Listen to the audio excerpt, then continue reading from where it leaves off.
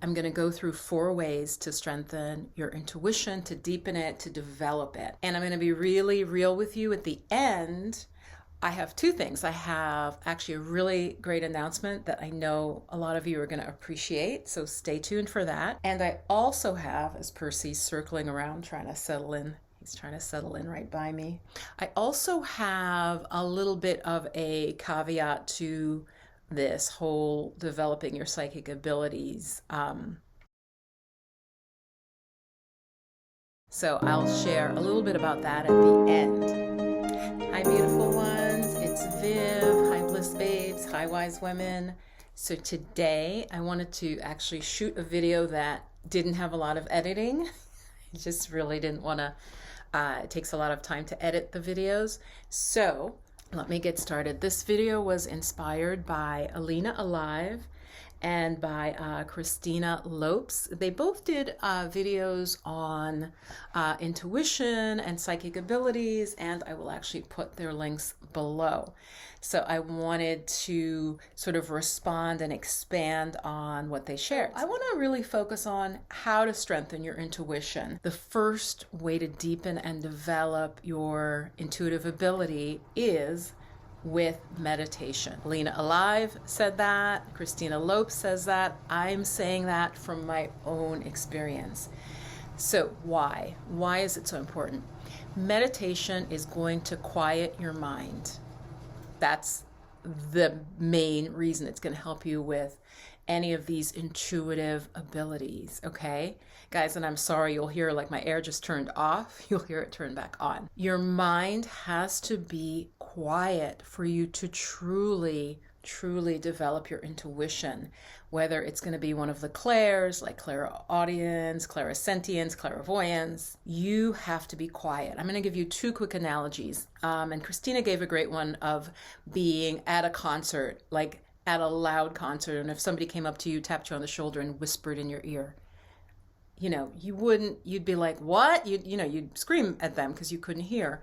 Another analogy, more nature-based, is if you were just looking at a lake and it's sort of a windy, stormy day, right? And the lake represents the mind. I like this one, right? And the lake, when it's windy and stormy, the lake is choppy, right? You can't see into the water, right? It's rough. It's erratic. Versus on a day with no wind and the lake is absolutely clear. The water is crystal clear and you can see through. Okay, you want to be like that. You want to be like that beautiful, clear water. So meditation is something you really want to do, even if just to develop your intuitive abilities. Now, I'm hoping you won't stop there. Okay, and that goes to what I'll talk about at the end. And this is specifically quiet types of meditation, okay? Not as good if you're listening to audio. The type of meditation that's really going to help the most is meditation where you are sitting quietly, either focusing on your breath or becoming aware, becoming mindful of your thoughts, feelings, sensations, and all of that. So, and I'll leave some videos below where I kind of guide you through that, but that's mindfulness meditation. I also have a recent video that I'll have pop up or pop in right now on how to start mindfulness, because that's the type that really gets you to a quiet, observant, higher mental level where you can see your thoughts and you can clearly see your other intuitive awarenesses arising. And this is agreeing with Alina on something here very much. Her video was really great. I'm calling it decision making or questioning yourself. She called it self-inquiry. I call it decision making. Here's why. When your intuition is starting to arise, what will happen is you'll be unsure. Is that intuition or is that fear? Am I being triggered? Is it my thoughts? So I'm saying, look at your decision making in a specific way. What do I mean by that? Well, always in my life, if I have to make a decision, this could be a day-to-day decision, and you're conflicted, you're like, should I, shouldn't I don't want to, but I should. that is when, and again, you could call this self-inquiry. What I've noticed with myself is that indecision itself, and I've shared this before a long time ago in another video, that indecision itself is your intuition telling you there's something there you need to look more into. Okay, so what do I mean by that? Inevitably, it's really a no. Now, this is for me, but I only know that from my self-inquiry. It really is a no. If I'm conflicted about doing something, there's a reason. And that reason is the intuition is you may not be really aware of what it's trying to kind of show you or tell you or give you an insight. And so that's why you're like this, you're vacillating, you're going back and forth. That's why looking at your decision making and questioning yourself, journaling or just sitting quietly. But journaling is good because it's kind of like your mind talking to itself, right? That's really kind of what journaling is. Your intuition is speaking to you when you have trouble deciding whether or not to do something. That means, as I said, in my case, that really means that it should be a no, but often your thoughts, your thinking mind is telling you you should. That is not intuition. Intuition doesn't ever should you, okay? You won't should all over yourself. Intuition is very quick and it's usually partial. So you're not shown everything with intuition, and it's not long. It's not discursive. Like, it's not like, oh, blah, blah, blah, blah, blah, blah, blah. Intuition is quick, and it's like a little piece. It's like a little flash, whatever way it's coming through to you. Okay? So I hope that was helpful. That was kind of a lot wrapped up in there. To strengthen, deepen your intuition is to pay attention in daily life. Oh my God. I feel like I hammer on this a lot, and I think some of you get bored with that. If you want to be more intuitive, more psychic, and you don't pay attention in daily life, you will not become more psychic. You might become more imbalanced, you might become more anxious, but you will not develop your intuition to the depth that is possible. So again, you need to start to pay attention in daily life, which goes back to number 1 of meditation. There are types of meditation, and I will put some links below. Guys, give me a day to do this because I got to put a lot of links. Walking meditation. You need, and I have a video that a lot of you didn't watch about how to bring mindfulness in daily life. That's what I'm talking about. I'm talking about being aware when you're washing the dishes, being aware when you're taking a bath, when you're cleaning, when you're going down the stairs. Believe me, if you're not present in daily life, you will not be able to get the subtler, quieter, intuitive hits, intuitive information, not to the depth that you could. So you have to begin to have methods where you can be paying attention in daily life, okay? So I will put some videos related to that below, okay? And if they're not there right when I hit publish, come back in a day. Give me some time to go find them, get the links and all of that, okay? So that's the third way. If you truly want to develop these spiritual gifts and abilities, which we all have, I want to sneak that in there. We all have them. We all can develop our intuitive abilities, and we all have them as part of our humanity. Science still sees extrasensory perception and abilities as they can't quite explain it. They think it's actually just the mind. Christina was saying that, but it really gets into the spiritual realm. And of course, science can't measure the spiritual realm. And the last thing on this, before I go into the warning that I want to give you and the announcement, so stick around for that. This all links back to the chakras as well. The chakras are your energy centers, and they affect how perceptive you are and how balanced you are, and each level governs different states of consciousness. So on that note, this is the good news. Okay. I'm sorry, my air came back on. This is the good news. A lot of you know that I have a beautiful chakra course, and I've renamed it Chakra Soul Alchemy. All right, because alchemy is about taking was the idea of taking like a metal like iron or copper and turning it into gold. So it's the idea of transforming and transmuting. So a lot of you, I know maybe the price point for some of you was too high. Okay, so what I did is I taking parts of that chakra course, and like I'm going to have it available to you at a lower price for that individual piece. So the root chakra piece, the sacral chakra piece, I'll taking each lesson and putting them for sale. So I wanted you to know that, and of course it'll be lower cost because you're just getting, for those of you who want to say focus on, okay, the sacral chakra, that's all I care about. Okay, or the root chakra, that's all I care about. So check below. Again, give me a day because I'm still working on getting the root chakra one out to you. And that will be available, and it should be available right from YouTube. It should come up below this video when I have it. If you don't see it like as a store, you guys, where you can just click on it and you'll get it in like a download of the audio, the videos, and the text and the images. Basically, you'll get the full lesson from my full course. I really do recommend getting the entire course because you can, you know, at a different time, you may want to concentrate on the heart chakra, right? But right now you're focused on the root. But if you get the entire course, the Chakra Soul Alchemy course, you'll have all of them to dive into over months and years, okay? It's that in-depth. It gives you herbs, it gives you specific meditation, mudra, guided by me. It gives you journaling, prompts, and questions, as well as information about the chakra. I basically come at the chakra from like 5 or 6 different angles where you can work with that chakra, okay? So it's really in depth. For that. But the last way that will actively strengthen your intuition is self-care. Again, it seems boring.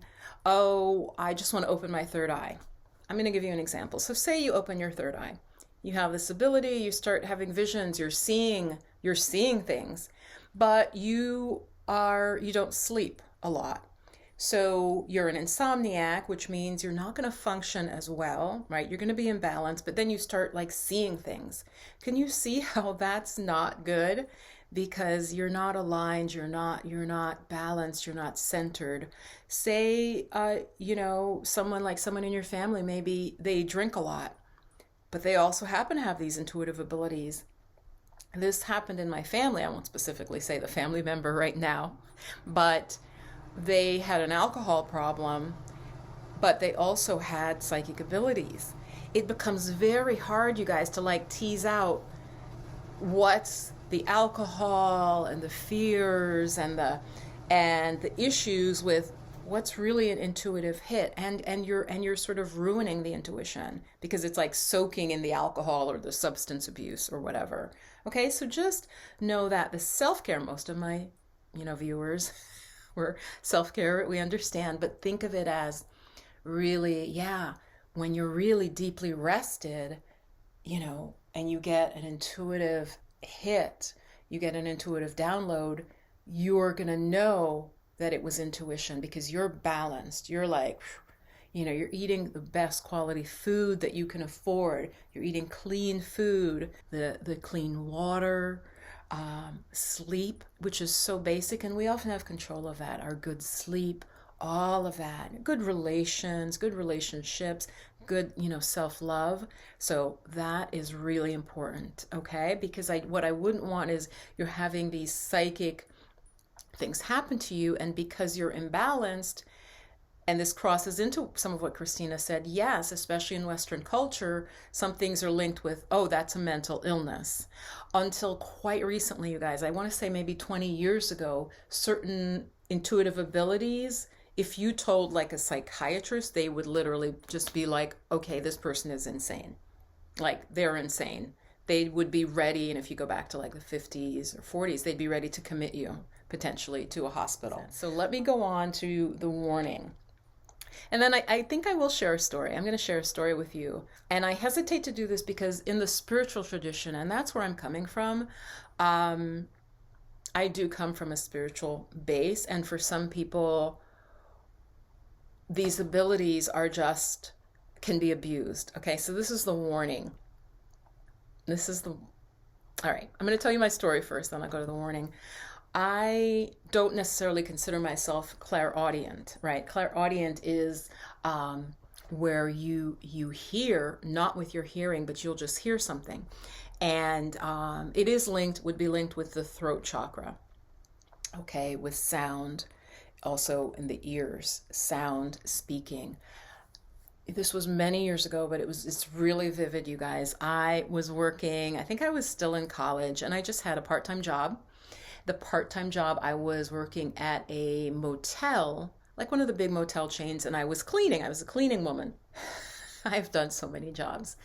And I literally turn on the water because I'm cleaning out the sink area, and I heard as clear as if the person was in the room. And I have to do a Jamaican accent. Don't make fun of me because it's not going to be good. It's not going to be authentic. I heard someone say, "Me kiss, me kiss." And like I felt that I was in water, right? Because I was running the water, and that seemed to trigger it, you guys. So I got a flash of like a lake. So it was clairaudience, but I guess there was also clairvoyance in it. I got a flash of a lake, and I got a flash of someone drowning, okay? Literally from turning on the water, you guys. Like I said, I can still remember it really vividly, and I was kind of froze there for a while, right? I'm like looking into the sink. And then I like turned the water off really quickly, and I was like really shaken. I was really shaken up. I think I went and sat on the bed in the hotel room. I stopped cleaning, and I'm like, oh, I need to sit down. So long story short, like I said, and I'm trying to remember if I heard a name. I don't remember specifically, but I knew someone was drowning. So I then got in touch with my family, like by that evening. I called several family members, and sure enough, you guys, I still get chills. I called a particular family member, close family member, and a younger relative of mine had nearly drowned. Now, the family member hadn't told me or my mom, because I was still pretty young. You tell the mom, and then the mom disperses it. They hadn't told my mother because my mom, very, very sensitive, and they didn't want to upset her. They just straight up were like, let's just not tell her, okay? She's gonna freak. So when I called and I said, I had this like, I was careful how I worded it, but I basically was like, I had this vision, someone was drowning, and I heard somebody calling in Jamaican, "Mikies." I translated as "make haste," which is what, like, it's from like English, like sort of Old English, but it's in the Jamaican patois, like "Mikies," which means to hurry. And so they were like, yeah, this younger relative was drowning and had to be saved. And I was like, because as I said, at that time, I didn't think, oh, I'm clairaudient or whatever. It just came out of the blue. This can happen with intuitive abilities because often if they're linked to someone near you, right? We often think about like the mom who can know when her child is in danger. It's like that. If the person is close to you or there's a connection. Anyway, so I just wanted to share that story with you. Feel free to share your stories in the comment.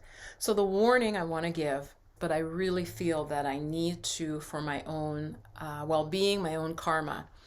And I'm not talking about anybody else here in terms of on YouTube on this topic, but I think it is important to share with you that in many spiritual traditions, they talk about not getting sucked into the psychic abilities. So what do I mean by that? Not getting sucked into them.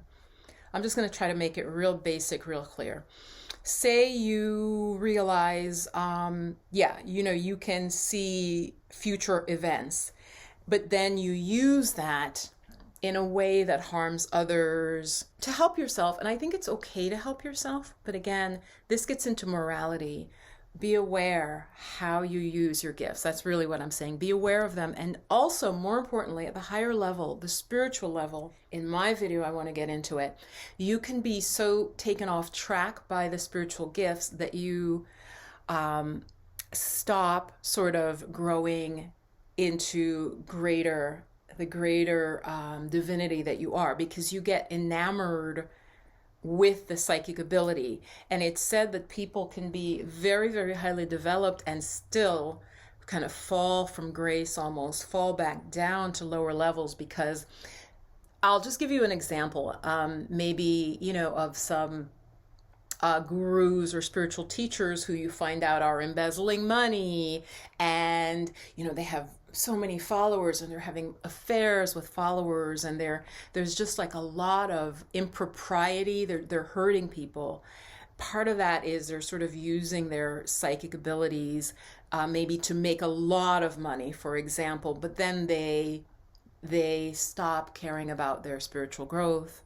And it's said, again, this is part of the warning, that since we all have these abilities, don't get totally seduced by them, is what I'm saying. Okay? Don't get totally seduced by them.